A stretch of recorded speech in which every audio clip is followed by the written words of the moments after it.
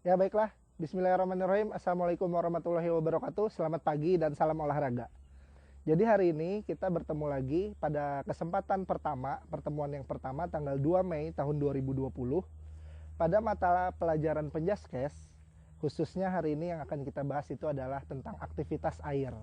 Nah, pada video pembelajaran kali ini nanti Bapak akan menjelaskan kepada kalian melalui video yang Bapak narasikan. Nanti kalian perhatikan video Bapak, di situ ada penjelasan tentang aktivitas air. Nah, jadi selama kalian di rumah, walaupun kita keadaannya di rumah, kita tetap belajar di rumah. Oke? Silahkan kalian perhatikan penjelasan. Baiklah, kita mulai penjelasan yang pertama tentang aktivitas air. Nah, jadi aktivitas air ini itu adalah olahraga atau aktivitas yang dilakukan di dalam air. Nah, jadi aktivitas air ini sangat mengedepankan kemampuan menyesuaikan diri dengan lingkungan air. Nah, jadi kita ini sebagai apa? Kita sebagai makhluk darat itu melalui aktivitas air kita harus memiliki kemampuan untuk menyesuaikan diri dengan lingkungan air. Nah, hal yang paling penting itu adalah kita harus bisa menguasai keseimbangan antara pernafasan dengan gerak tubuh di dalam air.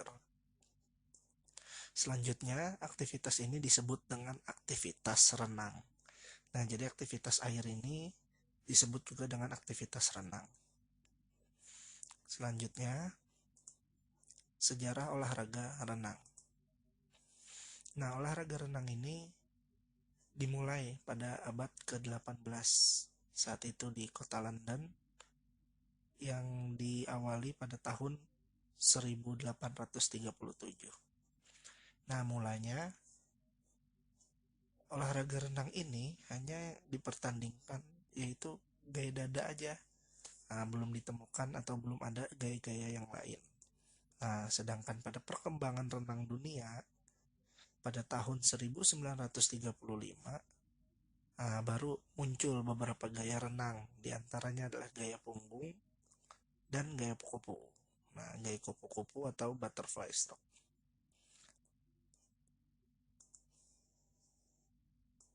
Selanjutnya masih sejarah olahraga renang. Pada Olimpiade pertama tahun 1908, itu pertama kali terbentuk Federasi Renang Internasional yang disingkat dengan FINA ya. Nah, kemudian tanggal 24 Maret tahun 1951, nah itu baru berdiri Perserikatan Berenang Seluruh Indonesia. Nah, yang disingkat dengan PBSI. Nah, namun pada tahun 1957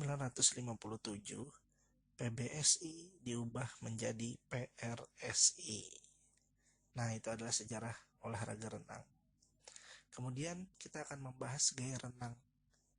Yang pertama, kita membahas satu aja gaya renang, yaitu renang gaya dada. Jadi renang gaya dada ini pertama kali itu dipopulerkan oleh perenang asal Inggris yang bernama Matthew Webb. Nah, jadi Matthew Webb ini yang memopulerkan renang gaya dada pada waktu itu.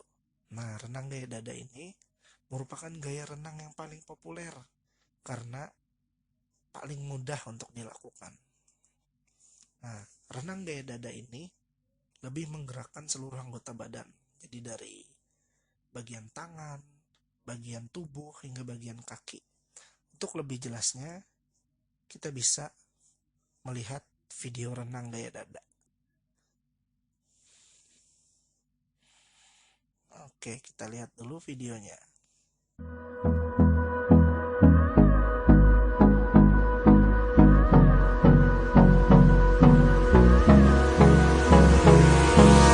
Hold me close till I get up. Time is barely on our side. I don't wanna waste what's left. Kalian udah menonton atau melihat video tentang bagaimana cara mempraktekkan atau cara melakukan aktivitas renang menggunakan gaya dada. Nah, selanjutnya kita masuk ke tata tertib di kolam renang.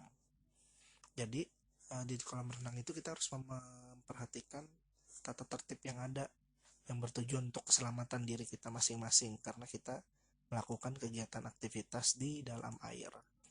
Jadi yang pertama itu adalah sebelum berenang, kita diwajibkan untuk merenggangkan otot-otot lengan, otot leher, otot pinggang, kemudian otot punggung dan perut, otot tungkai, dan setelah itu sebelum kita melaksanakan kegiatan berenang di dalam kolam renang, kita diwajibkan untuk mandi di air pancuran yang disediakan.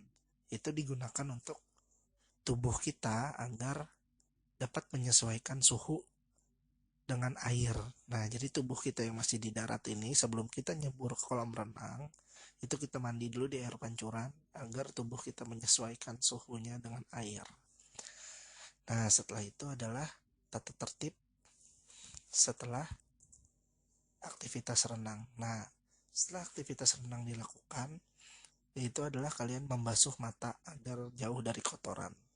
Nah, ketika telinga kalian kemasukan air, kalian itu harus melakukan gerakan meloncat-loncat agar air bisa keluar dari telinga. Kemudian keringkan pakaian renang di tempat yang teduh. Kemudian kalian harus istirahat yang cukup agar stamina kalian balik lagi.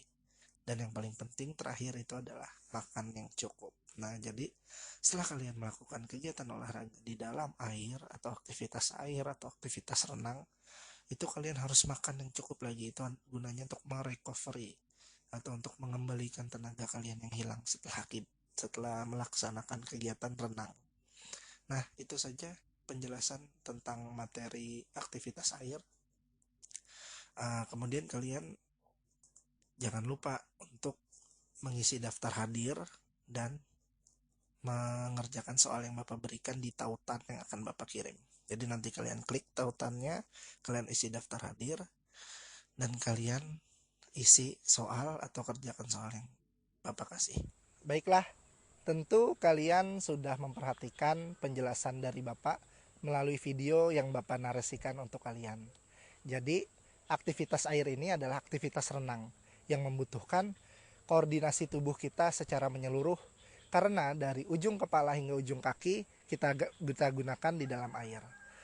Setelah ini nanti akan Bapak kirimkan link untuk kalian mengerjakan soal uji kompetensi tentang aktivitas air dan kalian mengisi daftar hadir di sana. Setelah ini akan Bapak kirimkan link untuk kalian isi melalui link berikut. Ingat, di masa pandemi COVID-19 ini kalian harus tetap di rumah. Kemudian kalian harus menjalankan protokol sosial dan physical distancing. Kemudian kalian harus rajin cuci tangan menggunakan air mengalir dan sabun, serta kalian memakai masker jika terpaksa keluar di rumah. Sekian pertemuan kita pada aktivitas air hari ini. Kita lanjutkan pada materi-materi berikutnya. Selamat sore, salam olahraga. Assalamualaikum warahmatullahi wabarakatuh.